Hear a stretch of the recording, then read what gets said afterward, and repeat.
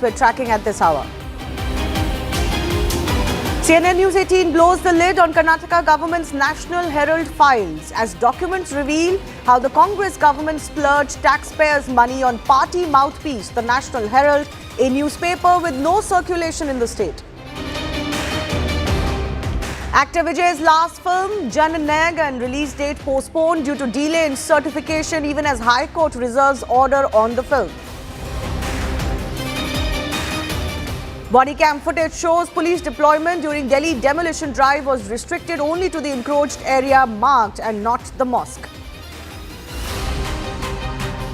JNU Teachers Association slams Delhi police FIR against students for raising murderous Kabar Khudegi slogans on campus, accusing police of criminalizing protests and a bid to defame the university. Former CM and now leader of opposition in Delhi, Atishi, faces flak from all sides over alleged remarks on Sikh Gurus inside assembly. Congress joins BJP in demanding action, including cancellation of membership. Despite CM Fadnavis's strong objections, the Ambernath Alliance holds firm as Thane collector recognizes the BJP Congress group as the largest faction.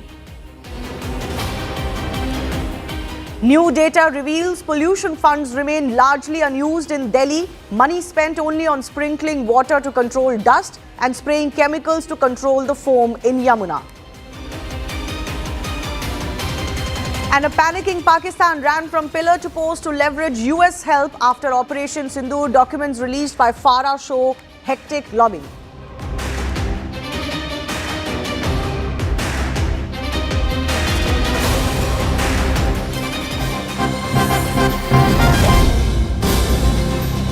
First up, a CNN News 18 mega exclusive. We've accessed intel note on Pakistan-Bangladesh cooperation across various domains that has been increasing since Mohammad Yunus took over as chief advisor following Sheikh Hasina's exit.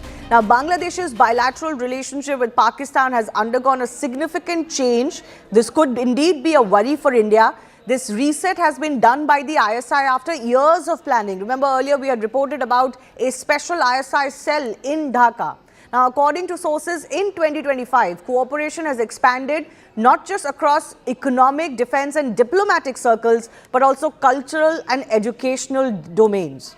But first, let's get you some of the trade numbers, and this is showing the greater extent of the cooperation between the two countries. So take a look at these numbers. The 2023 bilateral trade stood at 1.5 billion US dollars, but in 2024 alone, Pakistan exports were 778 million dollars. There has been a 27% rise in Bangladesh imports between the period of July and September 2024, which is of course post Hasina's exit. A 27% growth in August-December 2024 and a 20% year-on-year growth by December 2025. And another important element, of course, is that direct sea trade has also resumed between the two countries. There is, of course, a concern over defense and military push. Now, Pakistani Army Joint Chiefs have met Yunus. This happened in October 2025. Bangladesh has joined the Aman 2025 naval exercise. There were talks on JF-17 fighter jets that took place earlier this month. And there is a plan, according to our intel notes, to buy 40,000 rounds of 155mm shells. This is signaling Pakistan's arms export push to Bangladesh and also Bangladesh's effort to diversify beyond China and Russia. How will India be looking at all of this? Let's take that to my colleague Siddhant Mishra, who's joining us. Siddhant. All right, I'll go across to Siddhant in just a bit. But first up, let me go across to Lieutenant General D.P. Pandey, security analyst, joining us. Thanks a lot, Lieutenant General, for joining us. Your first thoughts of what's going on. This seems to be a long-term planning. We know that this has been in the works. How concerned should India be? India, firstly, should be at the very outset be concerned what's happening. But most importantly, we have to understand that this is the external games being played in the region. And possibly, I'm quite sure that Indian hierarchy, the leadership, intelligence agencies would have been totally aware of it. It is US is setting up the match in Myanmar, Bangladesh, Pakistan, in this region, basically to contain Chinese expansion in the footprint. As Sheikh Hasina was, and Imran were unwilling to play the ball with, US. with America. Yeah. So you know exactly where Imran is and where exactly Sheikh Hasina is. So these are proxies, frankly, being placed in this region. But as America directly may not be able to deal, if you recall in 1971, the Americans didn't want us to go into East Pakistan and do what we did. Bangladesh came out, what was not a plan exactly, but just came out how it did. But the fact is that since then, ISI or the Pak intelligence agencies, Jamaat and Razakars, all three wanted to have a leverage which was required to be there because it actually had debunked the entire two-nation theory on which Pakistan was raised. So that was an ideological contest for Pakistan. Yeah. And now with this reset happening, this has given them a free hand to actually engage with Yunus. And I'm sure when Yunus was brought in, all these things were in plan. If you remember, within days, shipload of ammunition started landing from Pakistan. Within days, the meeting started happening the moment Yunus came. Actually, he was put and planted in Bangladesh. So I'm sure this was all in works already in play and just waiting to happen.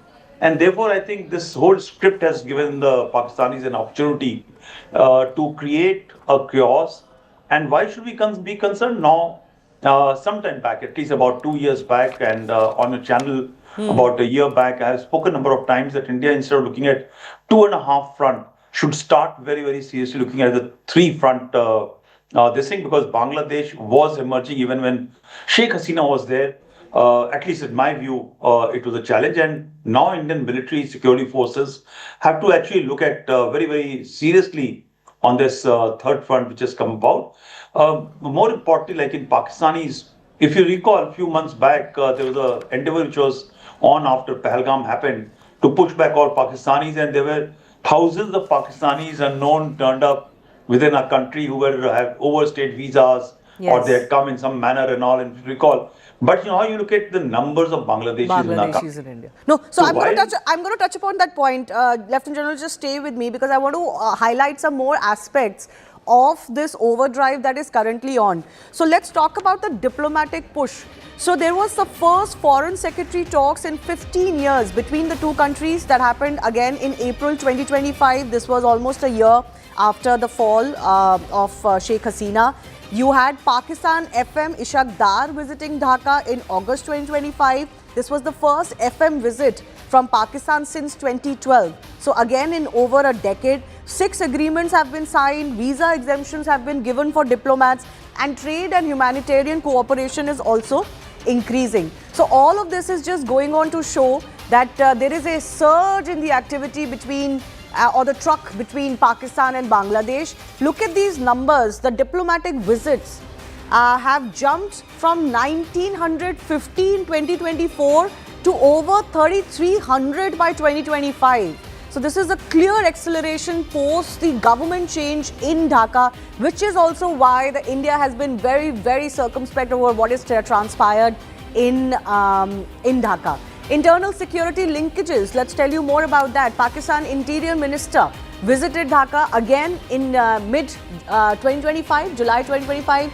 Counter-terror cooperation discussions have taken place between the two countries. God only knows what counter-terror they're going to do.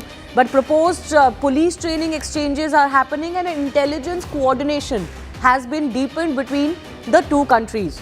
I also want to bring in my colleague Siddhant, who's tracking this for us. Siddhant, you look at that number of the diplomatic visits, 73% jump in the diplomatic engagements between the two countries. We've seen high-profile meetings take place, including army chiefs, etc.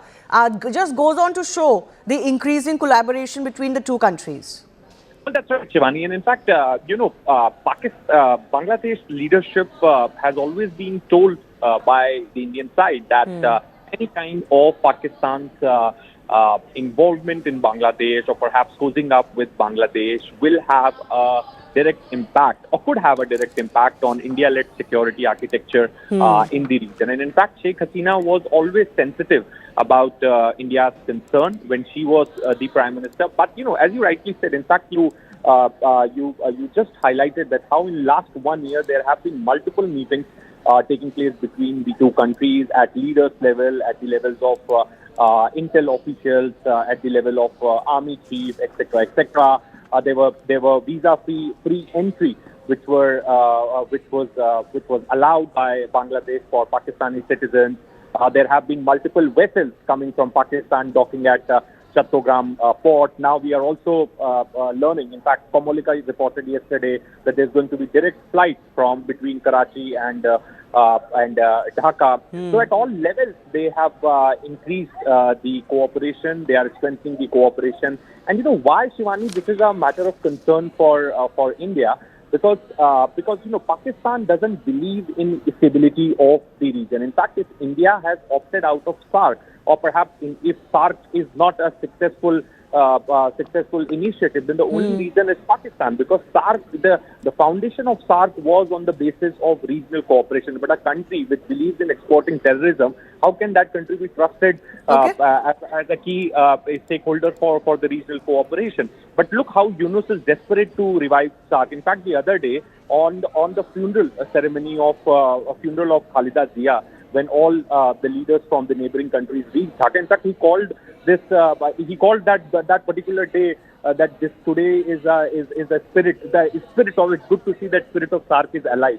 So he has this obsession with SARC, and perhaps that is something which Indian side is definitely not liking, because there is already BIMSTEC existing.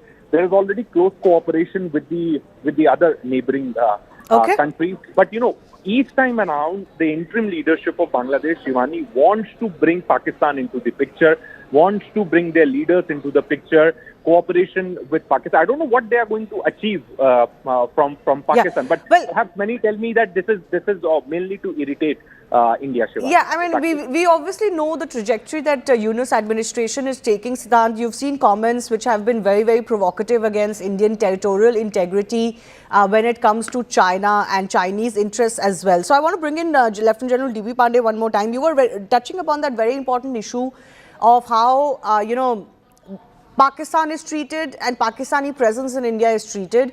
I'm not sure if India would like to do the same as far as Bangladesh is concerned. Certain moves have been made to send a signal to Dhaka. But I think more or less the Indian government also feels that if a free and fair election is possible, if even the BNP was to come to power in Dhaka, then things would reverse quite a bit. Or would that be foolhardy? Yeah, look, one should always back from hope, right? But in case of Bangladesh, I will slightly like to differ.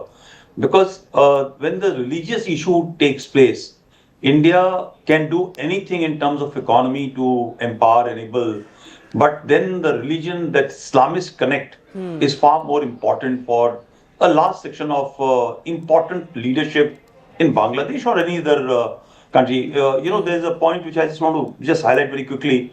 A lot of people are saying that Islamists are now outflanking India, surrounding from east and this thing. But you look at US, you look at New York, you look at Europe. These are concerns which are happening in all these locations, right? So in our case, it becomes far more challenging, because the way the Islamists want to move forward in terms of human rights issues, security issues, the internal trouble which they want to have. Issue is not of trade.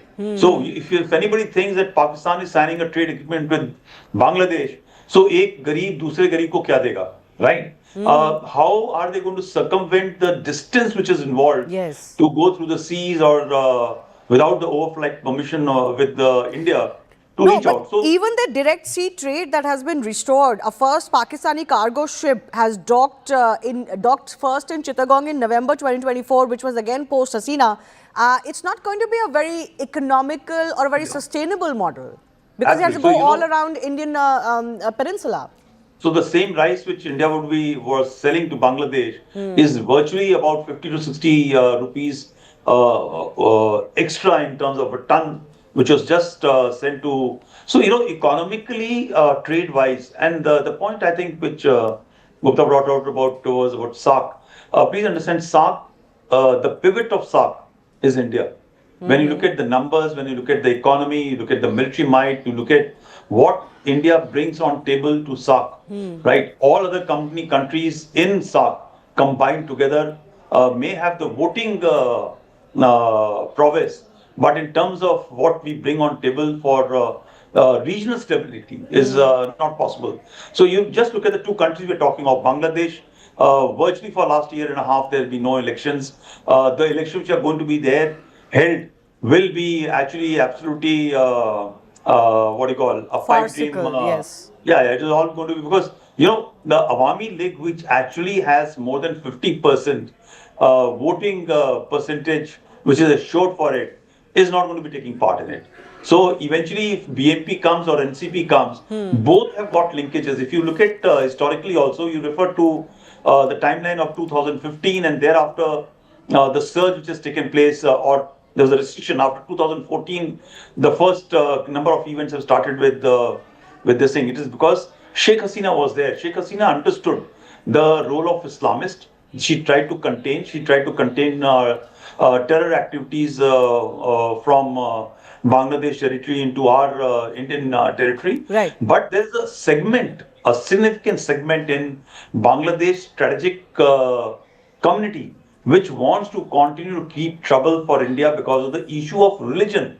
Right? Yeah. It is nothing Basically, to do with the pre-1971 situation, there's that segment that wanted to be East Pakistan has never really fully been either neutralized or converted. So that threat certainly continues to be. We're seeing shades of it with what's happening to Hindus in Bangladesh. But I'll leave it at that. Lieutenant General D.P. Pandey, thanks a lot for joining us.